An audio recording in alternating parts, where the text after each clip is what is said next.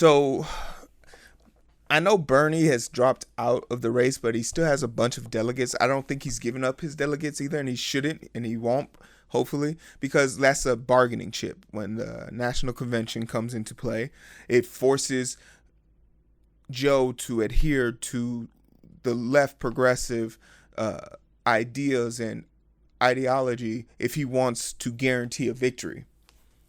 So a lot of people have like been coming at me like, you know, I don't get people's infatuation with like political parties and stuff like that.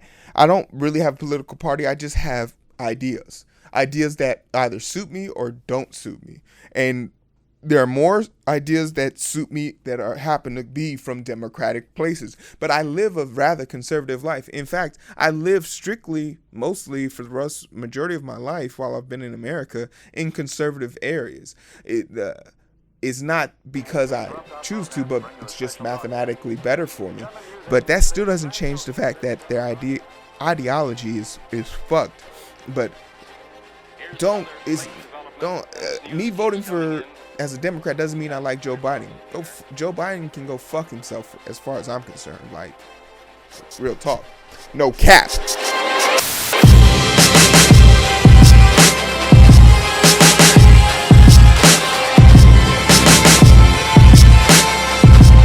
Welcome to another episode of the Identity Booth. Yes, we are back in the booth.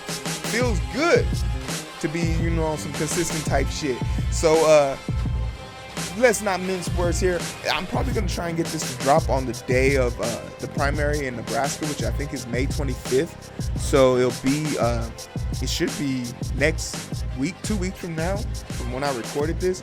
But I'm putting this out because a lot of people have come to terms with the fact that Joe Biden is going to be the front runner for the DNC, and barring him having like an aneurysm or falling down some stairs or getting the coronavirus, he'll be the front runner. And that means, once again, for the second election in a row, the DNC has found a way to cheat Bernie Sanders. And there was a point early on, I think like maybe November, or not November, probably like early January, where Joe Biden was dead in the water. He was like under 10%. Bernie was leading the pack, and something happened. There was a shift. And the shift came from a lot of these shows. People like Senator Cory Booker, Kamala Harris, and even Pete Buttigieg for sure. But most disappointing of all was Warren. Because Warren is female Bernie Sanders, but just refused to fall in line. And her greed cost him, I feel, the primaries. And what do I mean by fall in line? Let's talk about people falling in line. The DNC's plan from the get-go was to put as many people into the race to saturate it, all along knowing that there was going to be 3 people who could possibly take the reign: Sanders, Buttigieg, Pete, and Joe. The rest of them were all cat and faller. Like, Cory Booker had no chance in hell. Kamala Harris had no chance in hell. These are people that are almost not liked in their own state. There was a great article that came out that my boy Domati Pongo put out on MTV News, where he interviewed Cory Booker, and I immediately commented in that feed because I was like, this is bullshit. Like, Cory Booker, this isn't his A game. This is just a talking point for him. And thanks to him, he put out the article in its full, and I was able to read it. But moreover, it's just a mundane talking point. And my disappointment with the DNC knows no bound, because once Bernie Sanders lost, in my eyes, the primary, because I called it like a week before it happened, I made a conscious note to say to myself, I had the Drago state of mind. If America dies, he dies. Drago state of mind. Like, I have gone through 4 years with Trump already. And after 4 years of Trump, I've unequivocally I've understood something innately. The big election doesn't affect me as much as the small elections do. So I vote local, and that's the shit that bothers me. I vote local when I owned my house in Maryland, and I was part of my HOA's board, and I voted to have us get an extra day of extra day of access to our supplies and stuff like that. It was basically like this space that was used for a courting hall, but they were renting it out and making money off of it. And I was like, well, if you're taking money off that, you either need to give us, it was just a long story, but basically I won. And it was because I get to vote locally. I have an immediate response and affect local cases. But that's not the same thing. Trump being the president has done nothing but, just make it easier for me to say I'm from Africa when people say, oh, you're an American. But I also see the negative effect on the big picture, which is, we're into, we're theoretically 7 weeks into the stay-at-home order. And at the peak right now, we have, I think, 90,000 people have died from the coronavirus, and we are getting ready to open up America. That's when the president, who's the president of our country matters. That's when it's an issue. So, for the small things, it doesn't affect me, but for the big things, it does. So, what my notes say here? The primary in Nebraska is more. It's a red state, but hey, I can go there and disrupt a little bit. But this is the primary. I'm still writing in Bernie's name. Bernie's still on the ballot, so I will vote for him. And it's an effort to get Bernie as much pull as possible with the delegates so that we have a fighting chance. And a lot of people are going to come at me with, the sexual assault charges for Joe Biden. And admittedly, I haven't done much research into them. But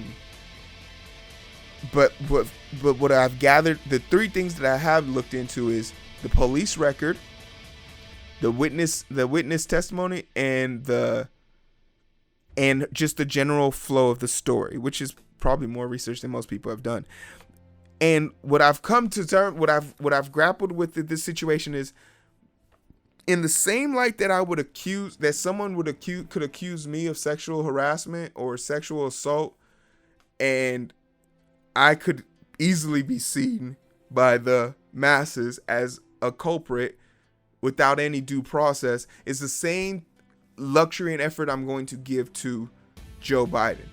Even when Trump was being accused by his assailants, the question still remains: is not what you say, is not what you do, is what you can prove. Because in my mind, the battle is no longer a battle of politics, it's a battle of what's right and what's wrong. They both have mucky, icky past in sexual assault, but guess what? We don't have two other people to choose from. So that's non-void to me now.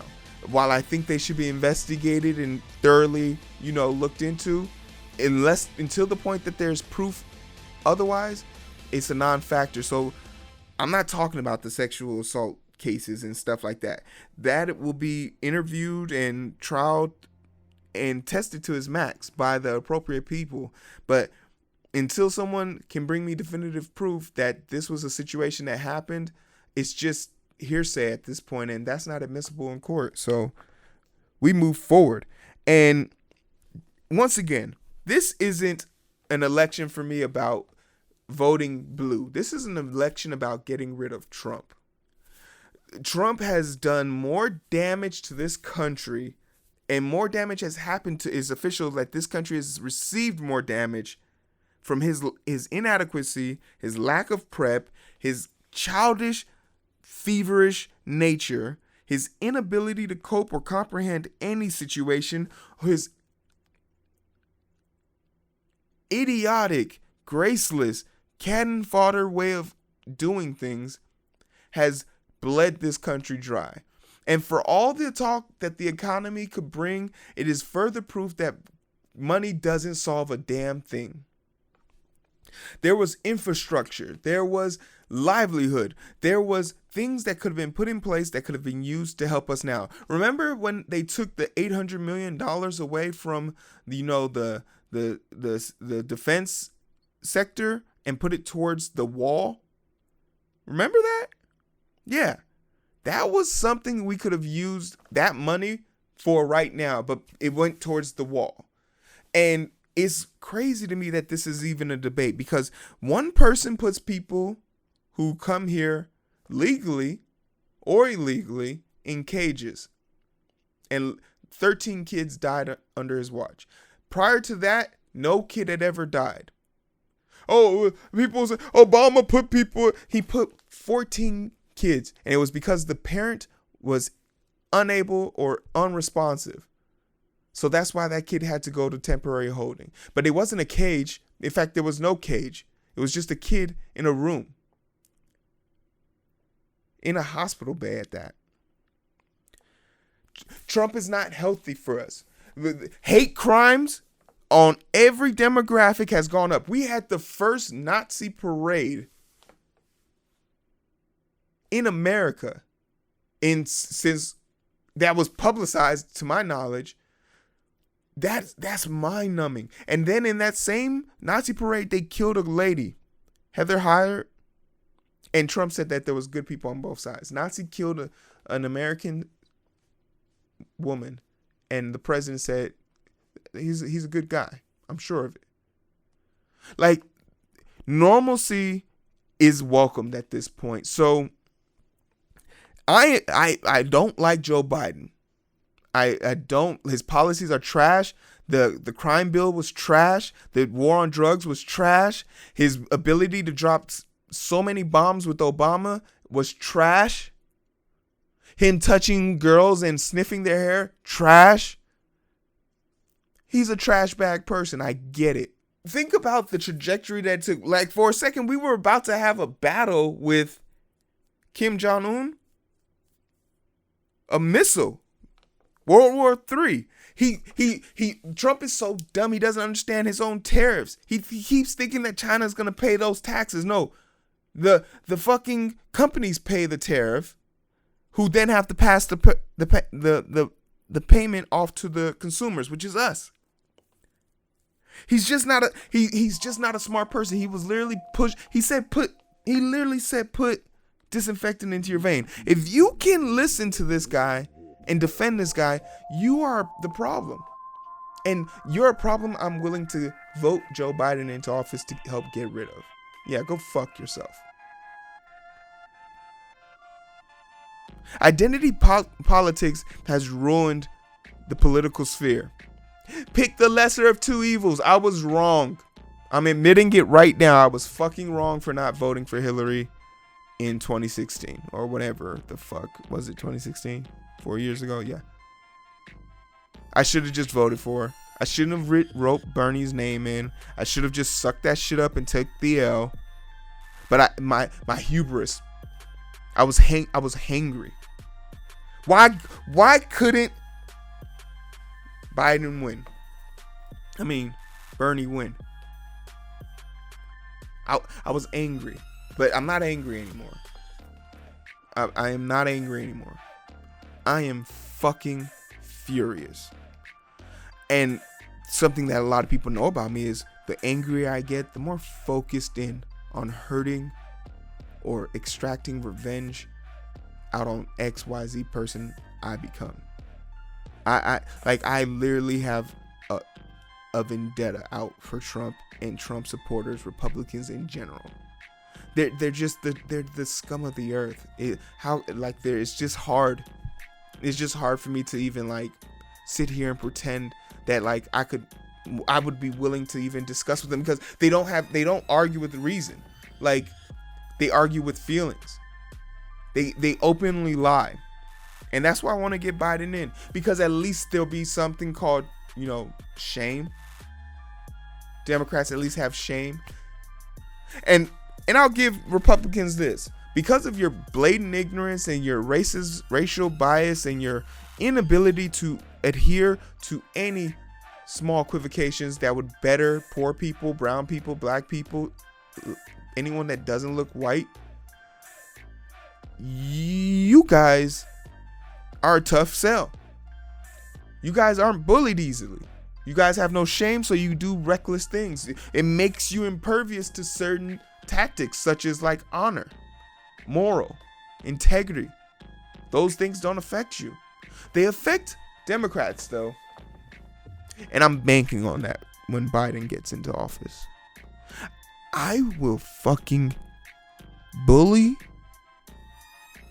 the old guard of the Democratic Party. You thought I was tough on Trump. I will hunt the old guard of the Democratic Party down. Heed my warning. You winning this election is going to be a nightmare for you, because I will not sleep. I will not hesitate to point out your bullshit. I will not give you the benefit of the doubt. For any chance that I get, I will vote an old guard out in exchange for a new guard. Let that be known. There's a guy on my Instagram page. I actually went to school with him. His name's Lawrence.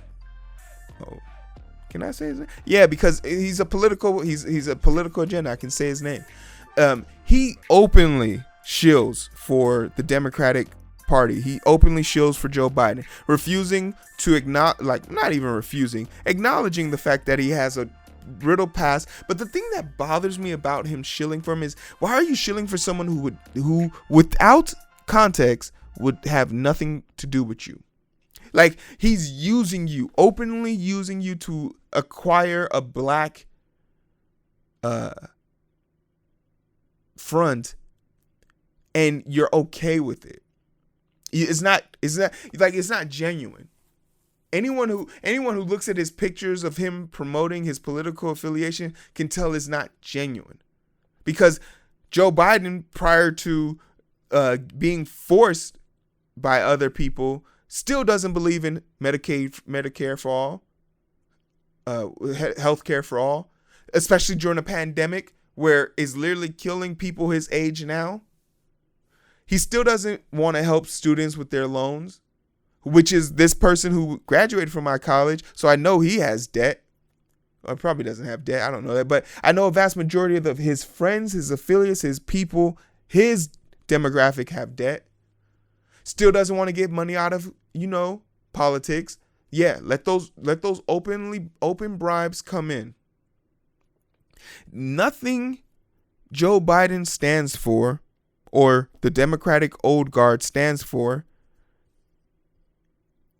is useful. And if this pandemic hasn't shown us how fragile our system is, I don't know what will. And people are talking about they want to get back to normalcy. Normalcy isn't good for us because normalcy got us here.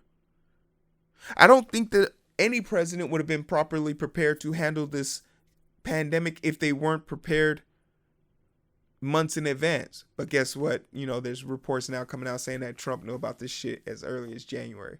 Like, I knew about this shit in early December. And I was sort of like perplexed by it at first when I first heard about it. But I work in the healthcare industry, so it had to come to me.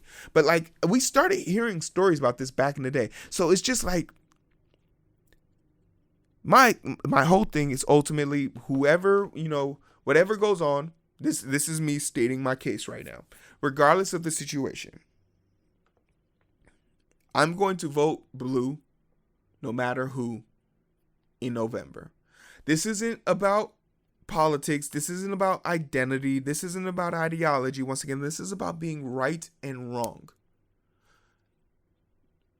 The Obama administration never showed such negligence and lack of compassion for human life. At least American life, because they dropped a fuck ton of bombs. The Obama administration showed us a shroud of peace. And from that shroud of peace, up until now, because I didn't really get into politics until Trump got elected. But upon further examination, I've now realized that the Obama administration's ideal of normalcy, that shroud of, hey, don't look at all this bad stuff going on. Pay attention to this. Look at this. Look, I got hot sauce in my bag. And like, that's how they manipulated the people. And that shit won't work now. Not on me. So I'm confident in the ability for me to be able to go find shit to hunt the old guard of the Democratic Party. And my goal is to get money out of politics. My goal is to get accountability on taxes, healthcare for all, debt forgiveness for the people for once. That is the shit that I'll be focused on. That is the shit that I'll be coming for you. That is the reason why I'm going to vote for fucking Joe Biden in November. Not because I like him, not because his politics are great, not because he was Obama's homeboy. It's because I'd rather see fucking Joe Biden sit in that chair than the devil himself dressed in orange. And with that being said, like, share, comment, subscribe, and vote. I put out a poll like the other day, and while this doesn't mean anything, young people don't like to vote, and I don't know why. Because it's not, and I know I take that back. It's not hard. It is inconvenient though, because there should be a way for us to vote online by now. There should be a way for us to mail in our votes by now, which there is, but the process is stressful. Like, I did my mail-in ballot. I'll put a picture up there. It's stressful. But like, I'll give Nebraska the benefit of the doubt. You know, I emailed in my ballot, so that was cool. But like, I feel like there should be a way for us to do this. But until we can figure out a way to do this easier, you guys don't lose hope. We're only here to get Trump out of office, and then from there we can start fixing the country again with whoever's in office. That's usually the best part about the election, is seeing the old guard leave with the new guard to come out. But Trump's already a failed president. He's been impeached. He's been a disgrace. He's had more people die on his watch since the last war. So he won't be missed. But Joe Biden and all those old guard Democrats, don't you dare think for 1 second we won't come for you, all right? We're going to find you. We're going to find you. And when you think you're safe, it's not okay to look behind you. It's not okay. I'm actually like tired. Like, I don't know if you guys can tell.